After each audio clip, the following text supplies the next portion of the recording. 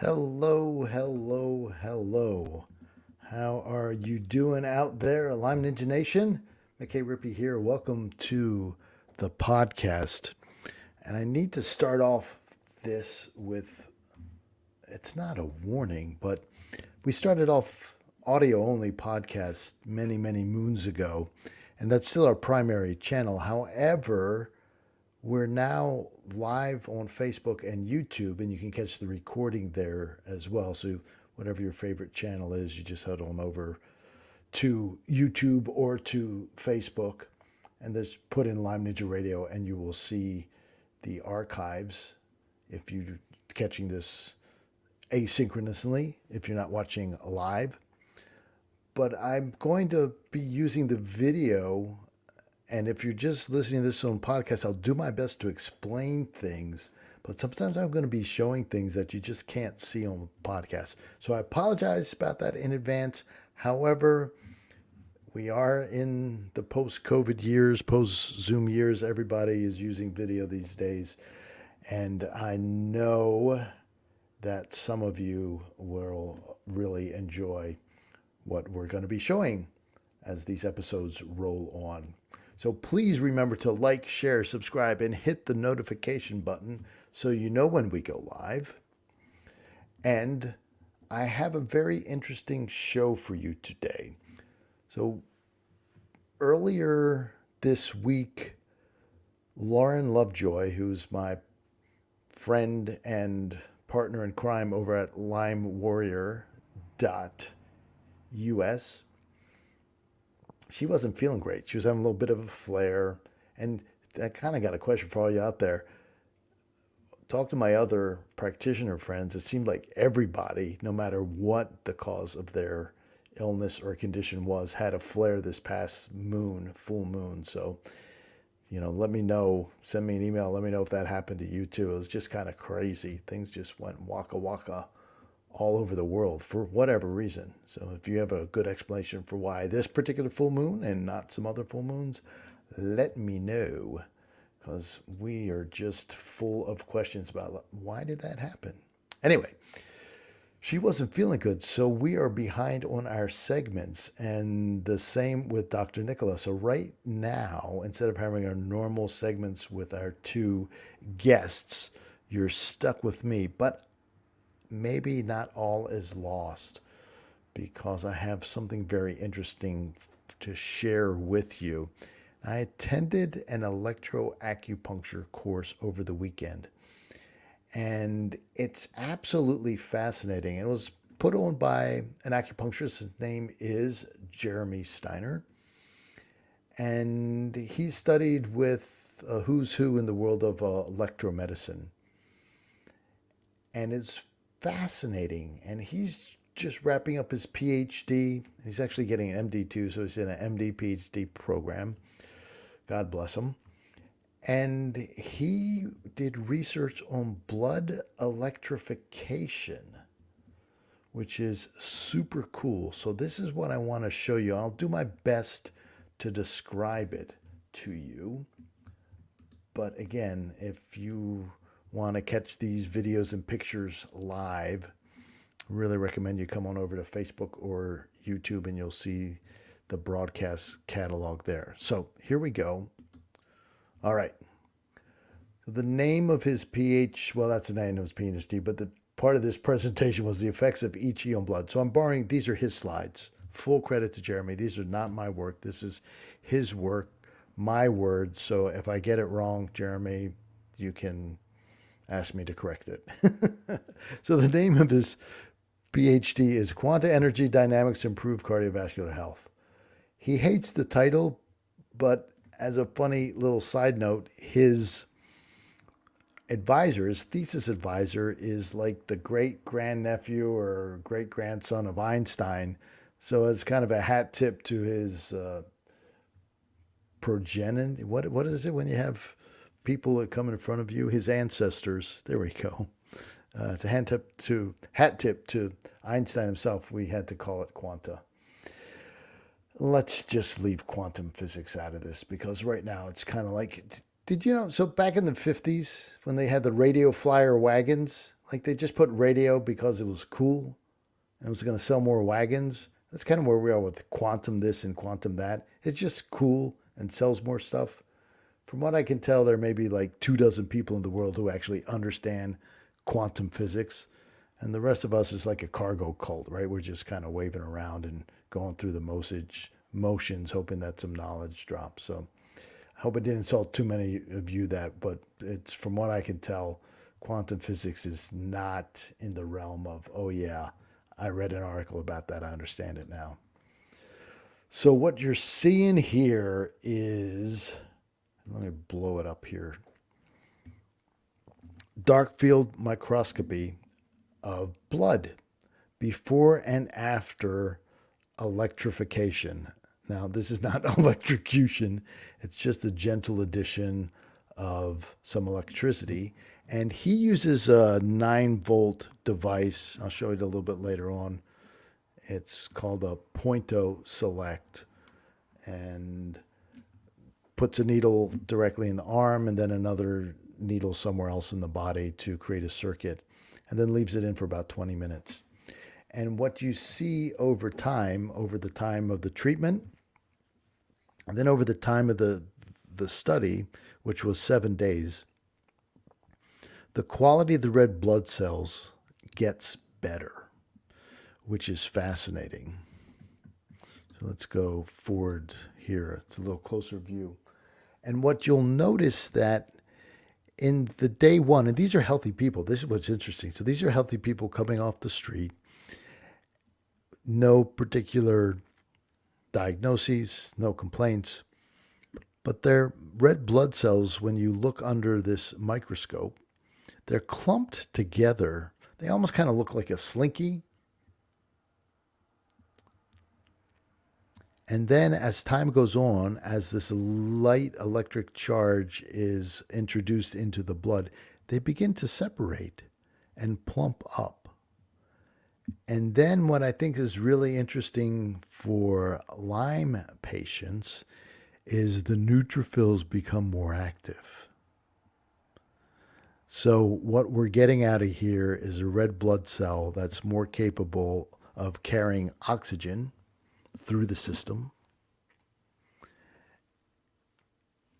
And we're getting an immune system that's better off. How cool is that? When I saw that being presented, I thought immediately to myself, like, yes, maybe this is part of what's going on. So his contention is that a lot of disease is simply our body's battery, quote unquote, being discharged, running down. I'm just going to cycle through some more of these slides. And some of what you're seeing here is that this treatment effect with this blood electrification lasts. It's not something that disappears immediately. Oh, and this slide's particularly fascinating is there's, in the first section, there's some sort of parasite in the blood. And that as the blood gets electrified, the charge gets restored, these parasites die. And then in the last picture, what it's showing is that the neutrophils and maybe some basophils, some bigger white blood cells, are there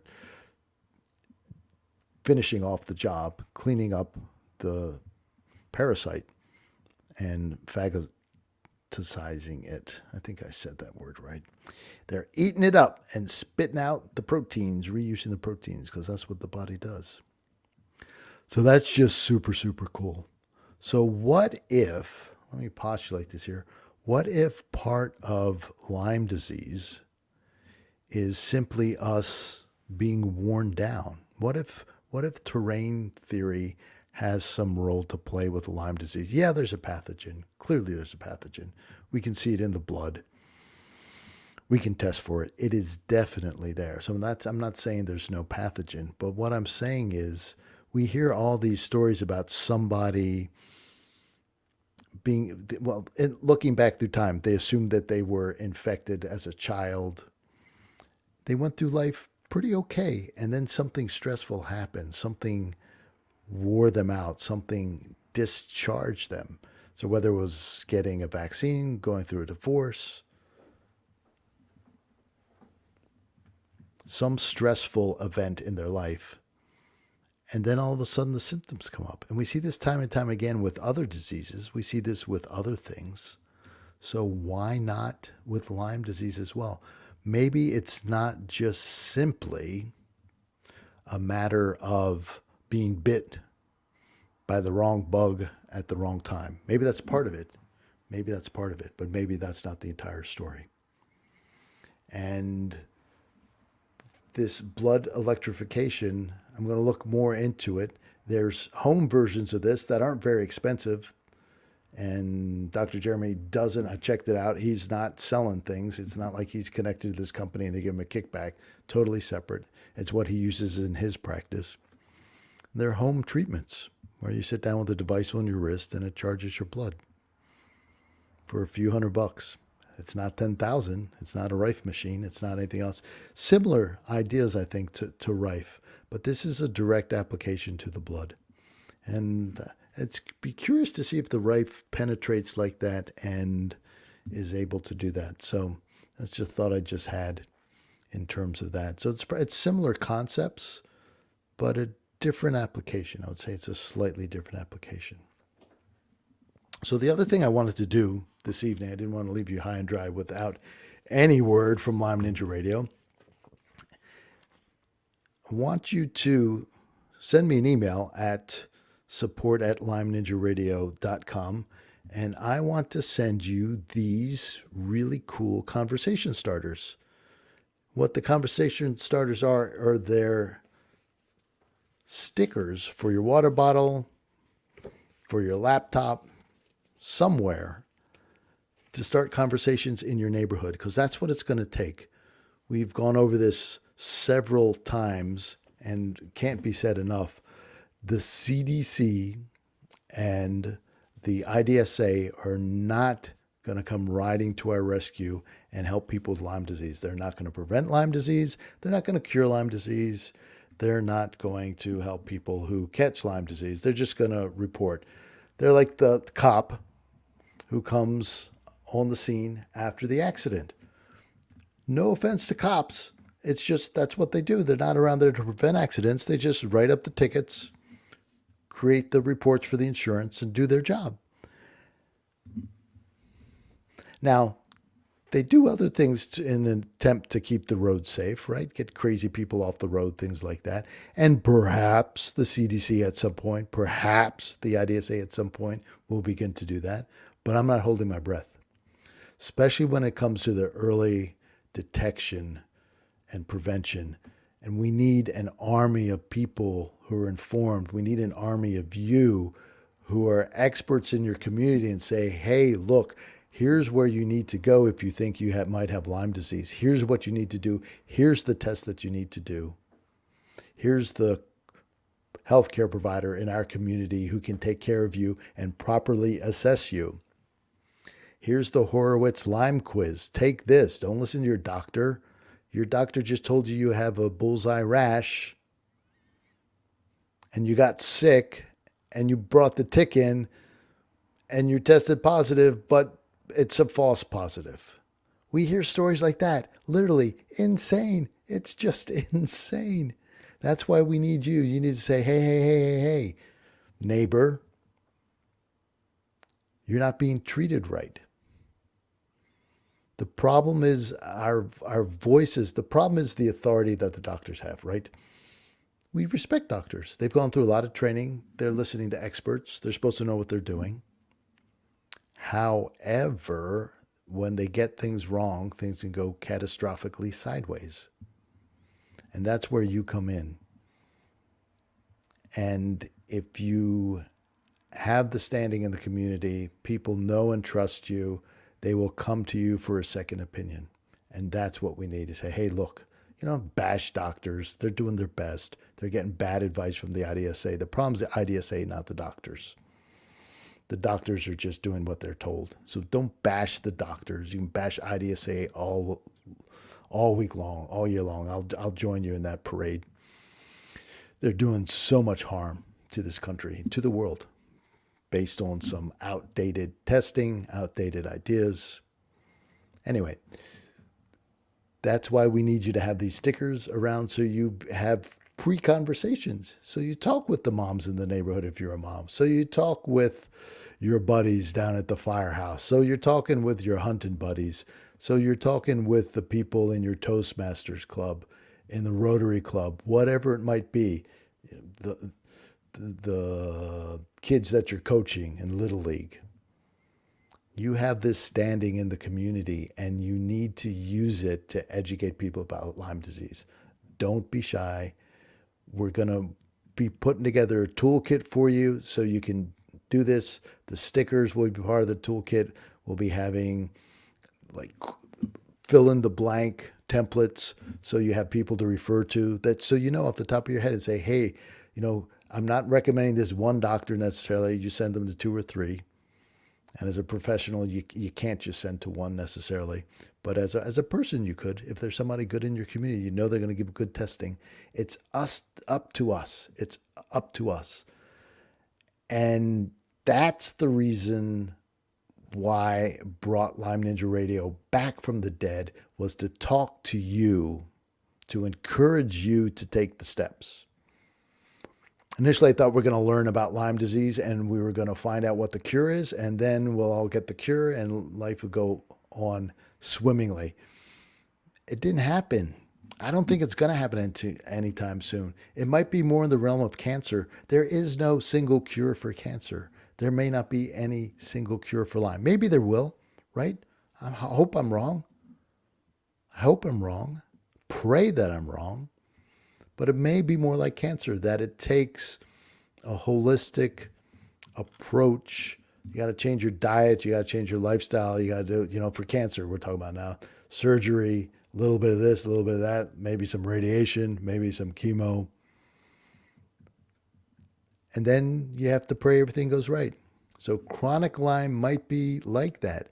Now we know, now I'm not saying Lyme's as serious as cancer. It can be in some instances. But across the board, probably not. It's more like skin cancer, right? You get it taken off and you're pretty much okay. Lyme disease can be put into remission. We see that every day. I talk to people like that every day. You can beat this battle. You just have to stay with it and figure out what works. But wouldn't it be great if we got early diagnosis and people didn't have to go down the same path that you've had to go to? That's why I need you to be a community activist resource. That doesn't mean you have to go waving flags and doing crazy stunts. That's not what I'm talking about. I mean, be a person in a community who's willing to speak up and speak out and say, you know what? With all due respect, Doc, you're wrong. And say, and here's the evidence why.